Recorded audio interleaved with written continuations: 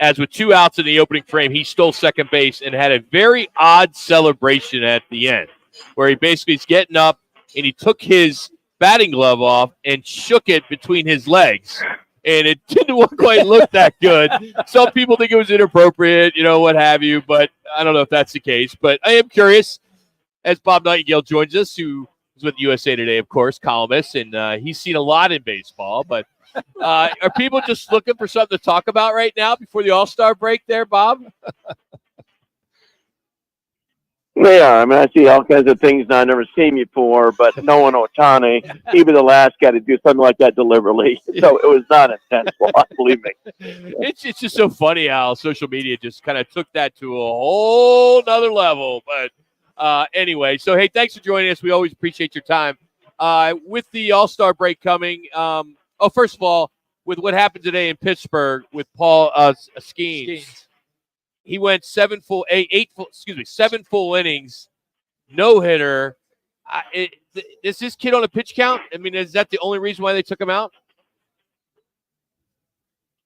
Yeah, he's 107 is his career high. This is 11 start. Okay. Obviously, very careful with him.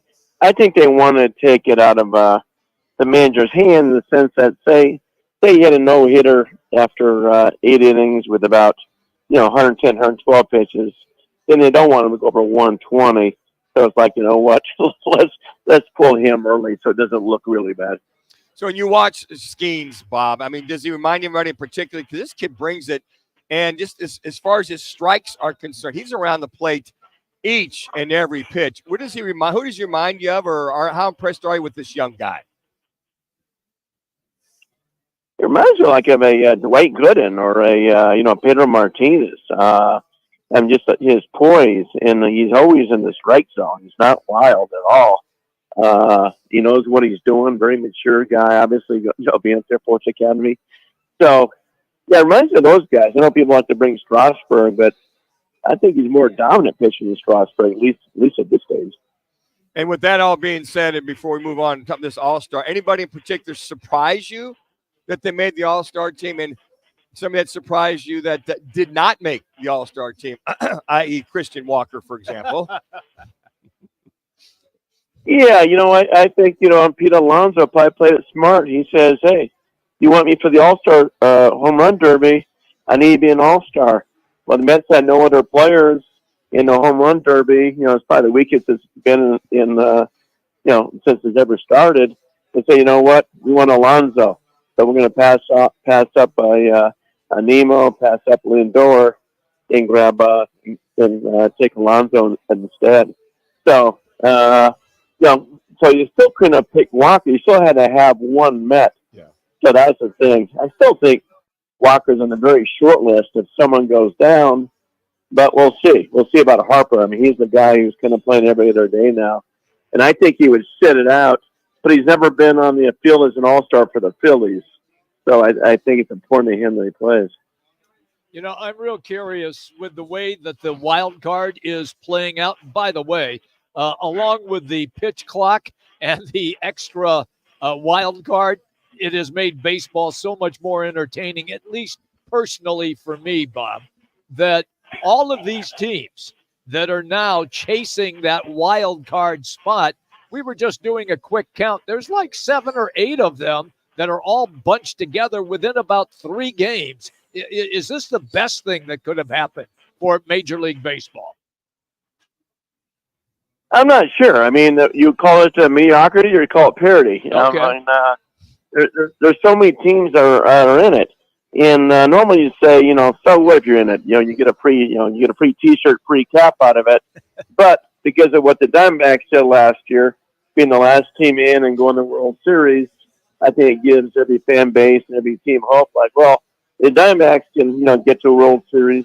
Maybe we can too. Just get into the tournament. So in saying that, they're a game and a half back, and fortunate with all the injuries that they had, especially with their staff, and hopefully they can beat Atlanta tonight, get 2 out of 3 against Toronto. With their situation and the trade deadline was 2.5 weeks away, what are some of the things that Mike Hazen? I believe he's going to be a buyer, Bob. I really do. But from that pitching staff, whoever can come back or does come back, what is he going to have to evaluate on the Kellys and Erods of the world and Montgomery's. I think he'll be back sooner rather than later. That he's going to have to make a decision whether he goes after a pitcher or a hitter. Well, I think if they buy, it's very modest. I think they pretty much stay pat. They're not going to sell. I know teams want Walker, who wouldn't, but I think they stay pat. Maybe go get another reliever. There's enough relievers in the market.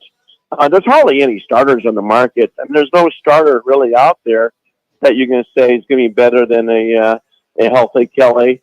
We'll see how Rodriguez pitches. It's been, he's been pitching almost a year now. And, in that sort of thing. But you can always use back-end relievers. That being said, everybody's looking for back-end relievers.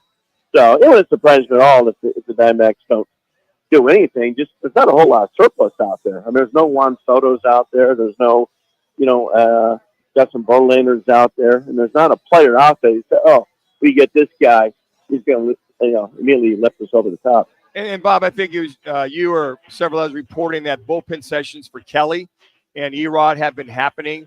Sounds like Montgomery's getting close. Sounds like he'll come back soon after the All-Star break.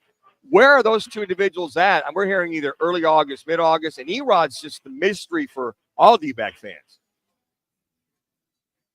Yeah, I mean, there's a lot of teams that didn't want to touch Erod after what happened, in Detroit and turning down the Dodgers. It was just a funny situation there. So, but him missing that much time, barely pitching in spring training, and what are you going to get when he comes back?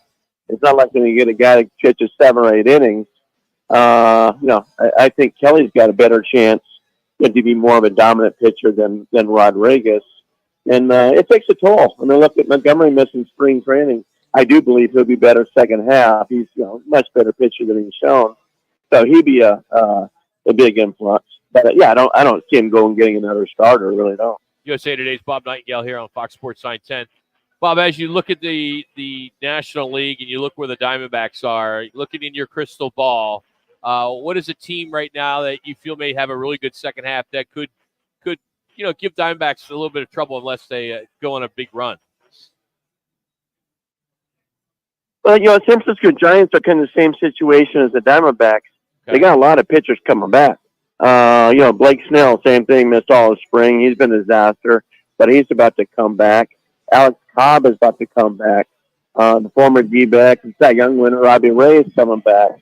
So they got a bunch of guys coming, that's going to help them. San Diego, they need Yu Darvish to come back. They need Joe Musgrove. They really hit a nosedive here. They're not the same team. So, I would think the Giants would be a team you really watch out for. Cubs are certainly playing better right now. Pittsburgh, I still think they're a year away. But when you see what Skenes is doing and Jones and the young guys, it's impressive. Bob, a couple teams are scuffling right now. The Dodgers, they've lost 6 out of 10. The Yankees, same boat, pretty much losing. They've lost 7 out of the last 10. You look at those two teams, we know they're going to be around. But right now, what are some of the things you're not seeing in the Yankees and not seeing in the Dodgers we typically do heading into the All-Star break? Well, the Dodgers remind you a lot of last year's team. They kind of, went to the playoffs. They had no pitching. I never thought they were going to get past the first round no matter who they played. And right now, Glasnow's on the injury list, but that's a short-term thing. He'll be fine. But, what's Yamamoto going to do when he gets back? Rocky Buehler hasn't been the same guy. No idea what Clayton Kershaw brings. And that bottom of the lineup has been atrocious, very top-heavy. They also, shows you what Mookie Betts means. He's not the same without him. And the Yankees side, it's just weird. They had the second-best ERA in baseball before Garrett Cole came back. Cole comes back, and they've been terrible. One of the worst pitching rotation. So I think they'll definitely get some help there, bullpen and rotation. Unlike the Diamondbacks, if you're the Dodgers or the Yankees, anything less than a World Series appearance is a bitter disappointment. Hey, before I let you go, at the break, All-Star break, who's your MVP in the American League, MVP in the National League, just off the top? I got to go Aaron Judge in the American League. he's just too valuable for that team, and he's still putting up massive numbers. So I think Judd's in a runaway at the moment. Not really a lot closer. You hate to give it to a DH just being one dimensional, but Otani's right there. I'll maybe give him a slight nod over Marcell Ozuna of Atlanta and Mookie Betts. Although I will say, when Betts was hurt, I thought he was still the MVP. Wow. Hey, we know you're going to be busy over the next week with the All-Star break. It's not a break for you, that's for sure. So thanks for jumping on with us this week. We always appreciate your time. Sure, my pleasure. Take care, guys. Bob Nightengale, USA Today columnist. Been there a long time, and he's brought you today by All City Towing. As they're hiring, they're the largest towing company in the state. They got dispatchers, call takers, a lot of attendants, drivers, customer service personnel.